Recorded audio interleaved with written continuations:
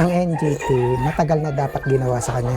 Opo, sabi, tatakot lang po ako dahil nang nag-aalala ako baka ako ang bata masaktan. Biro ng mga kababayan, 6 na taon. Tama naman yung mga ano niya, mga kamay niya. Halos magkasinlaki ng aking hinlalaki. Tapos yung kanyang paa, ganun din.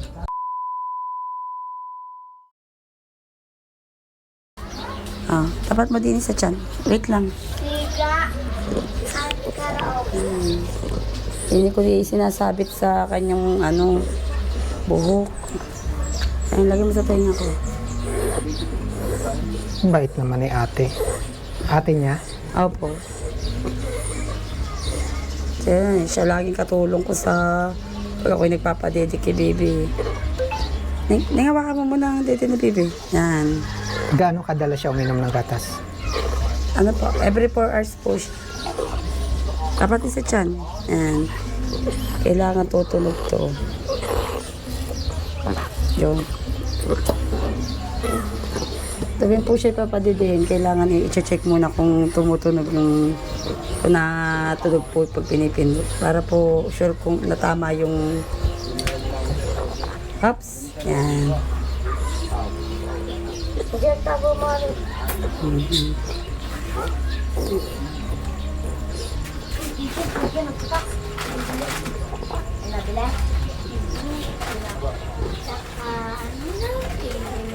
Okay. Sino?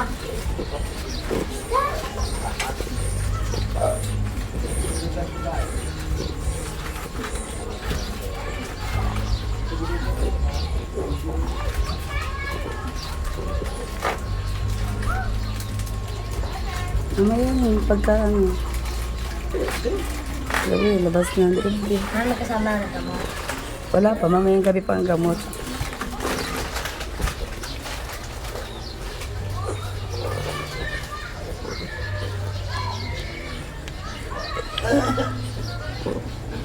Ganda na ng kulay niya ngayon. No? Ano po?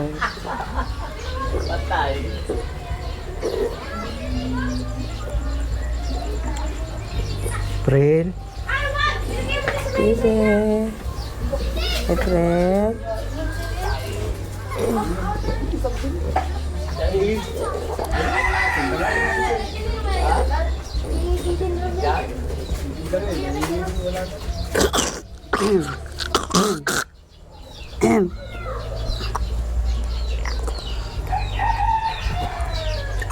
Again po tinutupi para hindi bumalik na balik ko. Diretso ulit.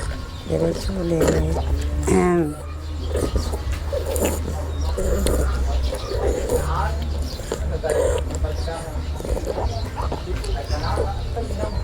Ilang taon na nga siya?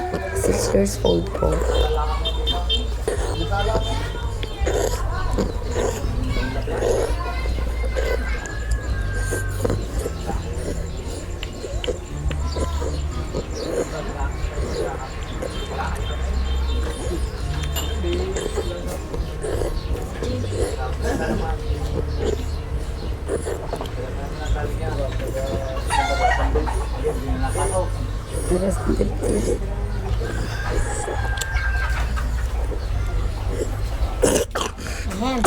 Ahem.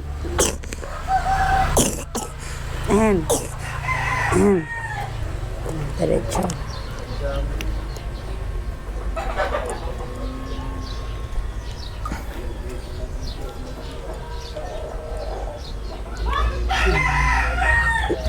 Pugasan mo na uli yan.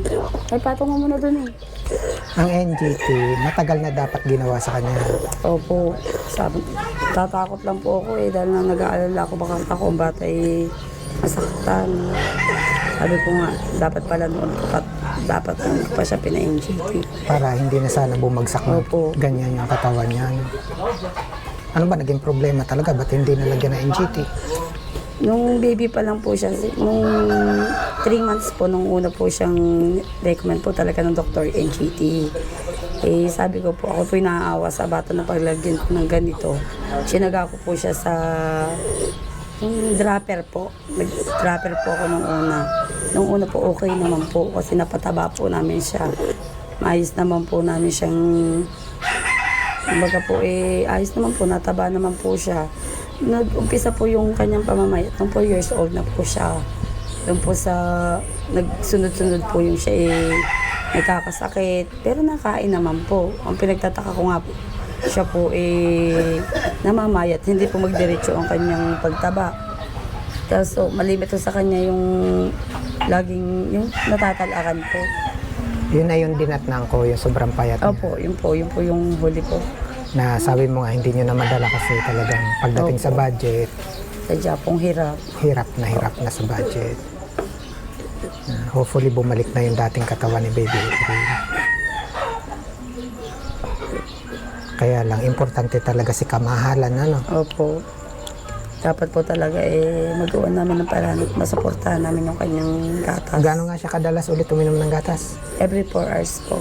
Every 120 ml na po binayunan ko sa kanya para Tapos po yung isang box, gaano katagal sa kanya? naka 2 weeks po yung unang box kasi po nung una po 90 lang po. Siguro po yung sa susunod na isang box po ulit baka wala ng 2 weeks Kasi kasi po nag-adjust 20 na po. Nagdagan ko na po. At yung isang box na yun, magkano? Kulang-kulang 27 po. Ang 27 po ang sukuli 37. Kaya ang tawag ko doon si kamahalan niya. Ilang kilogram yun? 1.8 po yan. 1.8 kilogram. Kasi yung isa pong, bali 4 po yung laman noon eh. Ang laman po ng isa ay 450 grams. Ay 4 po yun. Kaya po 1.8. Tataba na ulit yan, Baby April na yan. 6 na taon na siya, ano? Opo. Biro mo mga kababayan, 6 na taon. Tama naman yung mga ano niya, mga kamay niya.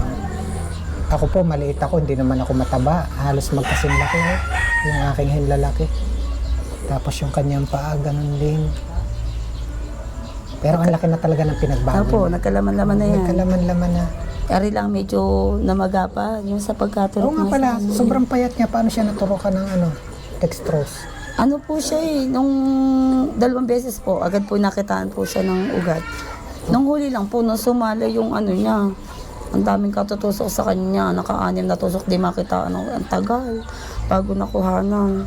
3 doktor ho nag-ano dito para matusakan. Ayoko naman nung sa ibang parte, lalo dito sa paulo, ayoko naman dun kukuha. Kaya magte-thank you ulit tayo kay Ma'am Vanessa Ampong at kay Ma'am Julieta Calimerana. Yung unang bisita ko sa inyo, dun sa tulong nila.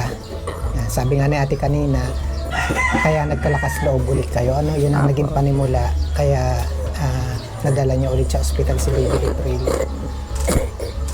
Siyempre kay Ma'am Charity sa suportas dun sa ating travel expenses. April, Mayo na ngayon, hindi na April. Siguro kung ipinanganak siya ng Mayo, ang pangalan niya? May. May. April ano ang birthday niya? April 3 po. April 3. Yan, palit po ito lagi. Ito laging pinapalitan. Ay, may follow-up check-up pa siya Opo. every... Babalik po ako ngayong next week po, Bebes. Babalik po ako sa Batangas. Batangas ulit. Opo. Batangas Medical Center Opo. ulit. Yan, shoutout sa mga kaibigan natin sa Batangas Medical Center.